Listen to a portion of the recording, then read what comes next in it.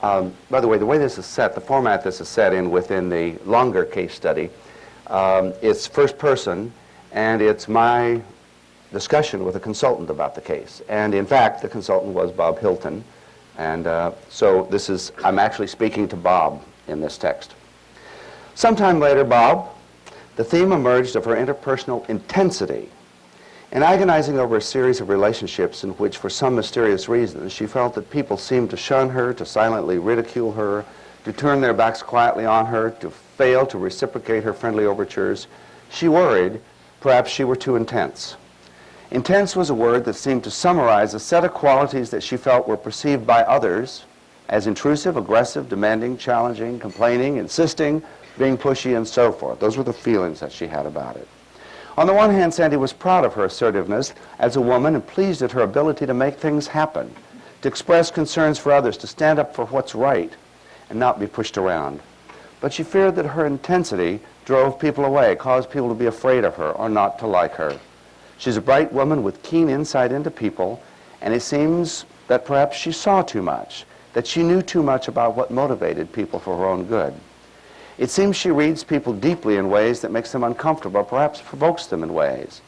But despite these intense, somewhat abrasive qualities, Sandy has many friends, is well-liked, and is respected for her integrity, vision, and her insight. What isn't a part of this is that Sandy suffered prolonged, intense, and severe childhood abuse, though I don't have reason to believe that it ever actually went into violence or molestation. It was severe emotional abuse, and you'll feel the quality of it as the case develops. In the context of an ongoing dialogue about her intensity, I had occasion to remark several times how, when she first saw me in the waiting room, and sometimes on leaving the office as well, she seemed to take me in, to scrutinize me deeply to the point that I sometimes felt very uncomfortable.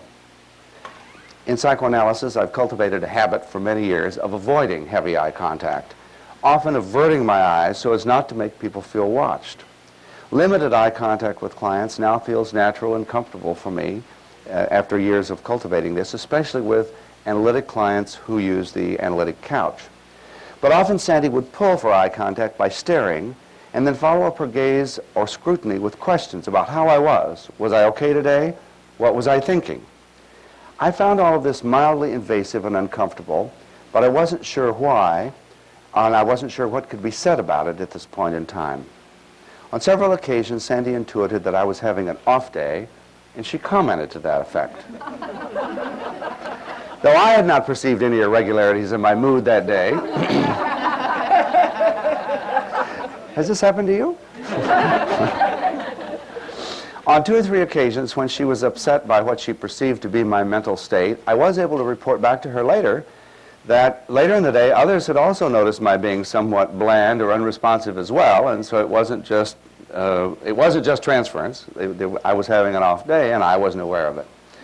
I reported this back to her in the spirit of validating her perception of my unconscious moods. I questioned the possible meanings of her extreme sensitivity. The main conclusion we drew that was, as a child, she was so traumatized by her parents' unavailable or destructive moods that she routinely surveyed people for where they might be coming from that moment. It seemed that some basic, almost survival mechanism was being noted. She needed to know if I was okay, how I was feeling. Was I going to be emotionally available to her? Was she going to be safe with me today? Or were there hidden emotional agendas or dangers that she needed to be aware of? In time, the question of the interpersonal intensity that seemed to create discomfort in others was linked to her need to read the unconscious moods and motivations. I volunteered how uncomfortable I felt at being scrutinized visually and emotionally, but stated that I understood her need to check me out each day, though the need was clearly greater on some occasions. Early in the analysis, she began to ask for hugs at the end of sessions. These goodbye hugs began in the context of regressive moments when she felt desperate and wasn't sure how she could leave or how she could make it to the next day or through the weekend. Afterwards, on several occasions, I explained my discomfort with the hugs. She assured me that hugs were very human. She expressed, and that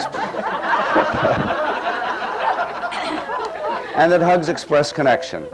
I explained that while I wasn't committed to total abstinence of touching like many analysts, that I always felt physical contact of any sort needed to be understood, and that I always felt uncomfortable with physical contact that had not yet been understood. She thought analysts were phobic of physical contact and had problems themselves. No doubt fearing overstimulation or sexualization of the contact by the client. Hugs at the end of session, she said, had nothing to do with that. They were an ordinary part of human warmth and understanding. But during periods in which she felt stronger, hugs at the end of the session could be omitted, I think mostly for my sake. Sandy did, however, experience a series of powerful sessions in which, when she was emotionally pulling away during sessions, I extended my hand and held on to her while struggling to maintain emotional contact with her as well. I later explained that what I believe to be a critical and concrete aspect on such occasions. It served to keep us together when she was losing her sense of me at the moment. Those of you that have already been exposed to my work on the organizing experience, the position that I have taken, and so far as I know, I'm the first psychoanalyst anywhere to ever write, saying that there may be times and places in which carefully timed special physical contact is appropriate and necessary to the interpretive moment, not for comfort, not for safety, but for interpretation, and the interpretation is one specific kind.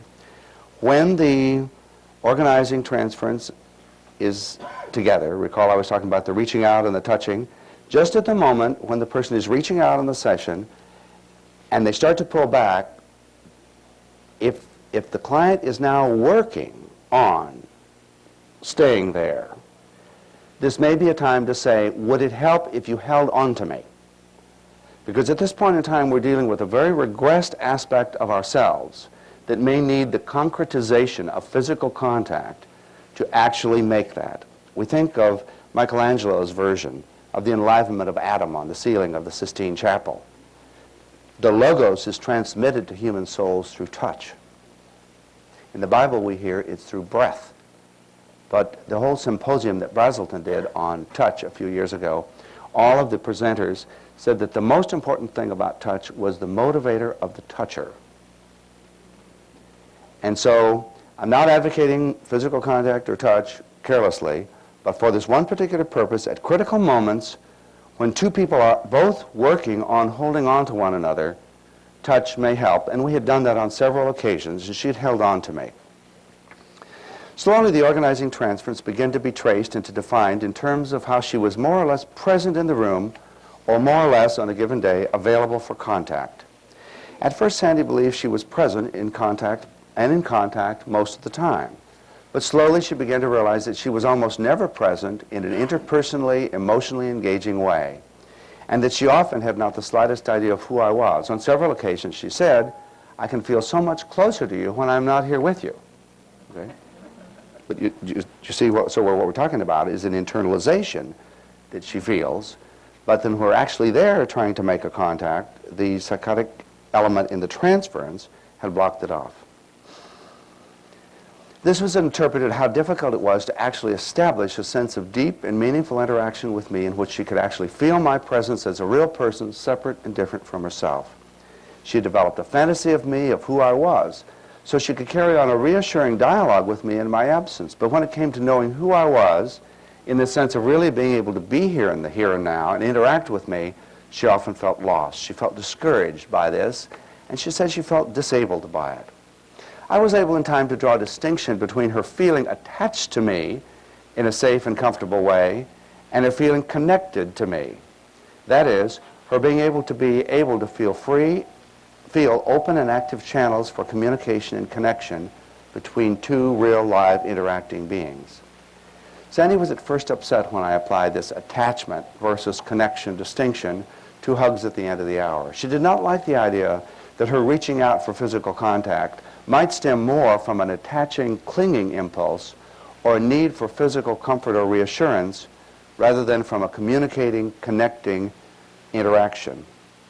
But on several occasions, she clearly felt the distinction between attachment and connection and then began to limit the hugs to more special occasions. A series of empathic breaches occurred over time in which Sandy felt emotionally unresponded to by me. Her view was that just when she really needed me to be emotionally present, I would somehow withdraw. She believed that I couldn't tolerate neediness or dependency from her, and so I'd withdraw or disconnect and go to a cold, critical, imperious place. Now I could indeed feel the abrupt disconnections. I could feel her despair, her agony, and her rage, and how it seemed that I wasn't there for her. But I could not see or experience the pattern she believed to be present. To me, it seemed that her agonies and disconnections came upon the heels of some connection that she had established with me, rather than from my withdrawing from her. That is, we had very different views. She felt that just as she approached, I would pull back. I felt that just as we had made contact, she would experience me as cold and imperious and withdrawing.